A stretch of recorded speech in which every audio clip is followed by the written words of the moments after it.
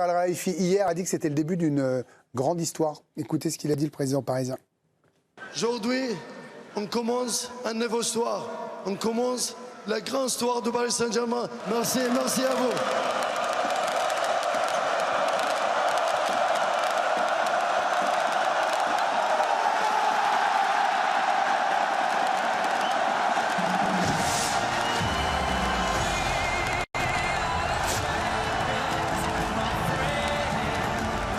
Alors je vous pose la question sur une petite ardoise. Alors évidemment que la concurrence va être dure, vous allez me le dire. Est-ce que ça peut être le début d'un règne du PSG, vu l'âge des joueurs? Regardons. Oui pour Alicia. Tiens, non pour Karim Benani. Avec Enrique, c'est oui pour Benoît. C'est oui pour Loïc Tanzi. C'est oui aussi pour Ludo. Et à voir pour Cordis. À la Rafou, vous avez raison. Benoît, je viens vous voir en premier parce que vous aviez été samedi en train de nous dire que vous aviez une confiance max. Vous étiez persuadé que ça allait se passer comme ça. Donc bravo. Au grand désarroi de Karim Benani. Voilà, grand oracle, il n'était pas là. Bah, j'étais en week-end. Et laissez-le, il était sur les champs pour le groupe. J'ai fait mon travail de journaliste. Il a fait la parade journalistiquement. Micro-trottoir. On appelle ça un travail de journaliste. Bien sûr, avec Benoît. Lâchez ce téléphone, regardez. Je regarde le palmarès de la Ligue des Champions, monsieur. Et oui, vous devriez le connaître. Ce seront mes arguments. Bien sûr. Benoît, je vais couper l'herbe sous le pied de Karim Benani. Il n'y a que le Real qui a gagné 3 fois de suite. Oui. Mais pourquoi est-ce que vous me répondez oui à cette question? Alors moi j'ai mis oui avec Luis Enrique. J'ai un point d'interrogation sur le fait qu'il reste sur la durée. Voilà, c'est un petit peu le débat depuis cette... Il n'a jamais eu autant place nette pour travailler. Oui, mais c'est vrai qu'il y a des stats qui sont sortis et effectivement, voilà, il ne reste pas, voire 3 ans, pas plus, parce que fatigué, épuisé de tout le travail que ça demande. Parce que c'est lui qui a façonné cette équipe. Lui, il a construit un groupe, il a construit un collectif, il a construit une véritable équipe. Et ce qui est fort, c'est qu'en fait, tous les joueurs ont adhéré à son discours. C'est-à-dire que lorsque le Paris Saint-Germain rentre sur le terrain, les 11 jouent les uns pour les autres, savent exactement... Mais c'est un tableau noir à un moment. Exactement, savent exactement quoi faire sur différentes situations, que ce soit défensif ou offensif. C'est lui qui a construit ça de A à Z.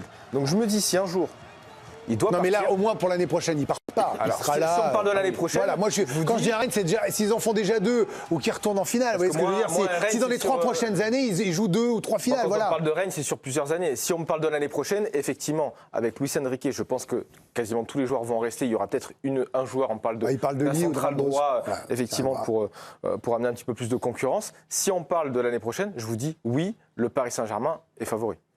Loïc Tanzi, alors on peut attaquer le débat, on le poursuivra juste après la pause. Vous êtes aussi sur la même ligne pour les mêmes raisons. Est-ce que la jeunesse, par exemple, de l'effectif fait que c'est un argument? Est-ce que vous pensez que ces gamins ne peuvent pas s'enflammer? Parce qu'il y a aussi ce risque-là. Là, vous avez des joueurs non champions d'Europe, malléables. Maintenant, c'est des champions d'Europe. La jeunesse, et surtout quand on leur parle depuis le succès, alors oui, ils sont très heureux, ils parlent beaucoup de l'arrivée, ils parlent beaucoup de la suite en fait. Ouais, c'est ça. C'est très vite, ils basculent déjà la plupart sur OK, on a gagné avec des champions, mais c'est pas une finalité. Il y a la Coupe du Monde des clubs qui arrive. On veut gagner la Coupe du Monde des clubs, donc c'est même pas sur l'année prochaine, c'est sur le. Alors qu'ils veulent gagner avec des nations, on vient de c'est-à-dire, on veut gagner oui, il parle des clubs, mais il parle de la Coupe du Monde des clubs avec le PSG aux États-Unis, pardon. Et derrière, on veut gagner plusieurs Ligues des Champions. On a conscience qu'on peut le faire, qu'on est une équipe jeune. Et on veut rester ensemble. L'avantage de ce PSG-là, c'est pas comme les autres clubs français, c'est qu'ils vont rester ensemble. Ou même les clubs comme Ajax et Porto qui étaient pillés. Exactement. C'est que là, cette équipe-là sera quasiment la même équipe l'année prochaine. Et ils ont vraiment le sentiment de pouvoir le faire sur plusieurs années. Vous êtes d'accord avec ça? Non, je vous garde pour l'argument après. Ludo, vous commencez, puis si vous êtes un chouïa long, vous poursuivrez juste après la pause. Puis Karim, les arguments de Karim, pourquoi ce sera non, bien sûr. Ouais, j'y crois. Loïc l'évoque, c'est qu'ils ont la possibilité, en tout cas le Paris Saint-Germain a la possibilité de garder ses meilleurs éléments. Ça, c'est quand même une force. Puis dans ce groupe-là, il n'y a personne de rassasié, en fait. Partout, vous allez au Real, à un moment donné, tu as des gars qui ont gagné 2, 3, 4 fois. Bon, peut-être qu'à un moment donné, il y a une petite lassitude, il y a quelque chose.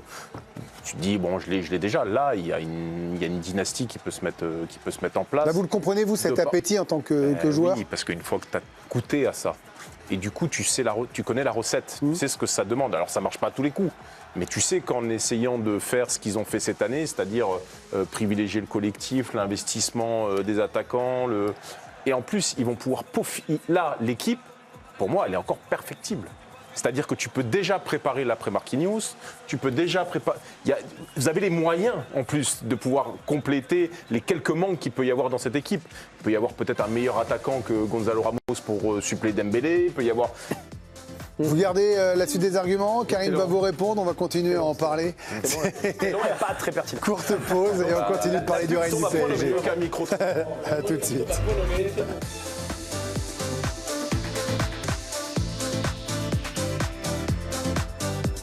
C'est la suite de l'équipe de Greg. Merci d'être avec nous. On est là jusqu'à 21h08. On est sur le débat du règne futur du Paris Saint-Germain. Est-ce qu'ils peuvent faire le back-to-back, comme on dirait dans les sports américains? Alicia, en tout cas, il y a des unes sur le Paris Saint-Germain. Des unes magnifiques. Tous les journaux encore consacrent leur une à ce sacre du Paris Saint-Germain. On en a sélectionné quelques-unes comme ça, avec les plus belles images, parce que ça aussi, ça marque les esprits, le pouvoir de l'image, avec bien sûr la une de votre journal, les princes de la ville.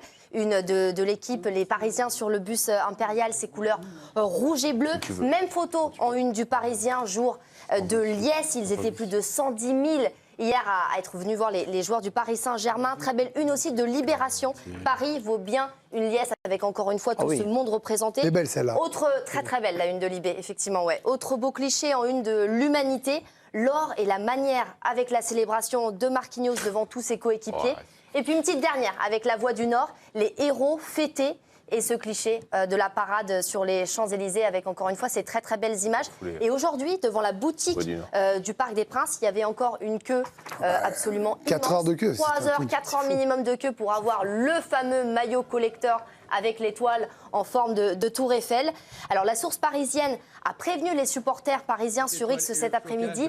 Rupture du stock, arrêtez de faire la queue, ça ne sert à rien. Rentrez chez vous, reposez-vous. Il y aura une réédition de ce maillot et en grande quantité pour les supporters. C'est semi-collector, alors, dans ce cas, pour les collectionneurs. Enfin, c'est vrai que c'est un joli souvenir.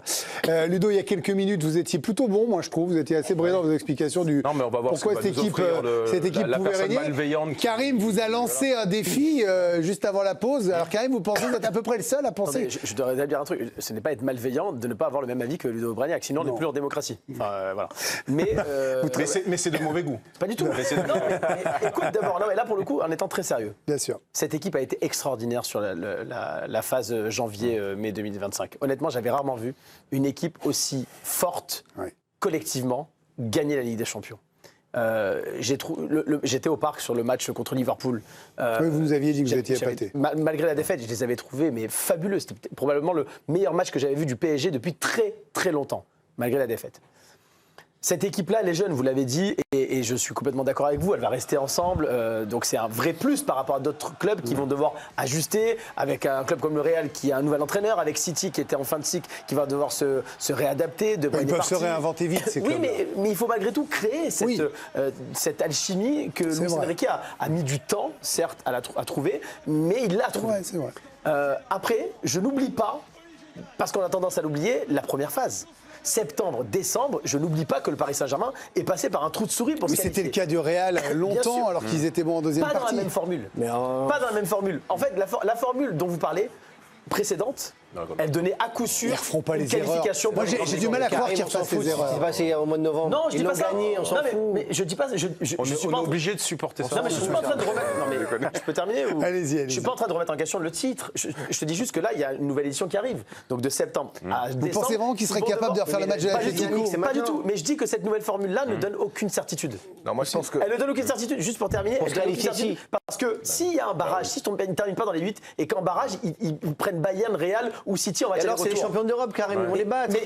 Ils sont capables de donc battre. t'as la certitude, donc tu me mets un billet, t'as la certitude que le PSG pas la certitude, champion, il n'y a que le Real Madrid qui a réussi à faire consécutivement des victoires. Ils ont battu Liverpool en 8e. Mais tu pouvais dire aussi qu'ils ont tombé contre Liverpool en 8e, du sport. Qui ont fait premier dans la phase de poule, toi qui es journaliste, enfin je pense, toi qui es journaliste, tu sais très bien que dans ce sport, rien n'est écrit à l'avance. Mais c'est pas ce qu'on dit. Attention, on n'a pas écrit le PSG va gagner avec des champions. On demande si vu la jeunesse et le talent, il peut se passer un truc. Personne n'aurait imaginé que le Real Madrid soit barragiste avant la saison. Personne n'aurait imaginé que le PSG. C'est intéressant parce que c'est la nouvelle formule formule qui les consacre, mais c'est la nouvelle formule qui devrait les desservir. C'est une formule beaucoup trop aléatoire pour aujourd'hui avoir des certitudes. C'est ce que je dis, malgré le règne magnifique sur cette saison du PSG. On parle de règne, on parle évidemment d'enchaîner les finales en Ligue des Champions. Et si on regarde donc depuis maintenant plus de 30 ans, ce n'est arrivé qu'une fois d'avoir un club qui s'est imposé plusieurs années d'affilée. C'est le Real Madrid, donc entre 2016 et 2018. Et si on enchaîne même avec 2 finales, une victoire puis une finale, ça arrivait 5 fois. Alors il y a le Real dedans, mais derrière c'était toujours une finale perdue dans la foulée d'un titre. C'était le cas du Milan AC en 94, l'Ajax en 95, puis la Juve qui s'était imposée, qui avait même enchaîné 2 finales en 97 et 2018, mais voilà, à chaque fois la deuxième finale c'est une défaite. Ils ont mis 14 ans pour la gagner. Bien sûr, c'est dur de créer une dynamique. Mais je crois pas. Karim, je crois pas que quiconque ait dit que c'était facile et qu'ils allaient gagner l'année prochaine. Vraiment. Loïc Tanzi, j'ai l'impression. Il dit qu'a priori, s'ils rencontrent, ils peuvent sortir en favori. Quand je te dis s'il y a un barrage entre City et le PSG, toi, t'es sûr qu'ils vont perdre. Moi, j'ai compris que la confiance, elle est côté parisienne. Elle est plus côté mais dans 6 mois, c'est plus côté parisien de la confiance. Chaque compétition est différente et tu le sais, chaque année. En janvier, en tout cas, la dynamique d'un club et la dynamique de ce qu'ils sont en train de construire. Et tu le vois avec l'année dernière. En même temps, les garçons. On ne peut pas avoir de certitude. La question est, est-ce que le début d'un règne en Europe ? Je dis non, parce qu'on ne peut pas avoir de certitude sur une compétition tellement difficile à gagner. Karim, on les écoute. Parce que finalement, tu vois qu'une équipe comme Liverpool, qui a eu le temps justement de ne pas faire trop de changements, d'avoir une équipe qui ne bouge quasiment pas. C'est une équipe qui se retrouve assez généralement dans le dernier carré. S'il y a eu un règne de Liverpool, est-ce que tu peux tu peux pas dire ça. Mais tu ne peux pas dire ça. Un règne, c'est d'avoir 3 finales, dont une gagnée ou 2 gagnées. Liverpool, depuis 5 ans, cite-moi combien il y a eu de finales. Tu as plus de chances. Combien de finales ? Non, mais toi, combien il y a eu de finales de Liverpool ces 5 dernières années ? Moi, je te dis que tu as plus de chances. Le vrai règne, c'est le Real. Tu as plus de chances. Tu as plus de chances d'aller demain de renouveler ce genre de compétences, de performances, évidemment, avec une équipe qui se connaît bien. Avec ça. Toi, tu me dis, ils vont être obligés de refaire à City et au Real. Donc ça veut dire qu'ils ont l'année prochaine Paris un temps d'avance sur les autres. Je ne dis pas ça. Non, mais c'est vrai que la première partie difficile, il me semble qu'elle est ingurgitée, qu'elle est digérée par rapport à ce qu'ils ont fait, et que les matchs contre l'Atlético qui sortiront plus facilement. Non, mais ne me faites pas dire ce que j'ai pas dit. Je dis que pour moi, j'ai la certitude qu'ils ne referont plus une première année galère, 6 mois galère. C'est difficile. L'année prochaine sera pas aussi difficile. Peut-être que je me trompe. Pour moi, peu importe le format, ce ne sera absolument pas le même format que cette année pour le Paris Saint-Germain. Pourquoi ? Parce qu'en fait, la même difficulté. Les mêmes difficultés. Pourquoi ? Parce qu'en fait, en début de saison, cette équipe-là, elle était en construction. On l'a bien vu. On a bien vu que c'était compliqué, que ça gagnait un peu à l'arrache. Ouais. Et tac, après, ils ont eu ce déclic-là. Ils ont su jouer ensemble. Et après, ils étaient complètement imbattables. Donc, ce processus-là, il est passé. Donc, à mon avis, l'année prochaine, s'ils arrivent à garder les mêmes joueurs, ils vont peut-être prendre 1 ou 2 joueurs de plus. En début de saison, ce ne sera pas aussi compliqué que cette année-là, c'est sûr. On continuera d'en parler. Oui, Alicia. Oui, on parlait juste des unes mémorables tout à l'heure, juste pour vous dire que suite à une énorme demande dimanche dernier, ici c'est Paradis, la une de l'équipe, va être de nouveau mise en vente demain à Paris, donc dans les kiosques parisiens. Demain, vous pourrez vous procurer cette une que vous avez tant aimée. Voilà, Candice. Non, mais juste pour ajouter aussi, n'oublions pas le programme du PSG d'ici la prochaine saison. C'est pas terminé et ils peuvent potentiellement enchaîner jusqu'à la mi-juillet. Il y aura 3 semaines de vacances obligatoires, sauf que la finale de la Super Coupe d'Europe, regardez, c'est face à Tottenham, c'est le 13 août déjà. Donc potentiellement, vous avez donc déjà 3 matchs de plus en Coupe du Monde des clubs. On est déjà à 58 matchs en club. Pour certains joueurs déjà internationaux, ils dormiront 15 jours. Ça fait beaucoup. Ils enchaîneraient. Donc la finale le 13 juillet, peut-être, la Coupe du Monde des clubs. Vous enchaînez la Super Coupe d'Europe et la Ligue 1 reprend le week-end du 15 août. Je suis pas sûr que Dembélé fasse l'ouverture de la Ligue 1. Donc du coup, voilà, vous allez avoir besoin d'une équipe bis et il y a aussi peut-être des forces qui seront perdues cet été. Et on notera qu'ils ont comme rendez-vous cette Super Coupe d'Europe contre Tottenham, le Trophée des Champions contre l'Olympique de Marseille et la Coupe intercontinentale le 17 décembre. Voilà, c'est pas des choses auxquelles on est habitué quand même. Ce sont des dates qu'on n'avait pas vraiment l'habitude de voir dans le calendrier français. Vraiment 10 secondes. Ils peuvent refaire l'histoire du club, c'est-à-dire avec des trophées qui n'y avaient pas cette saison. Et donc ça va relancer une dynamique la saison prochaine. Espérons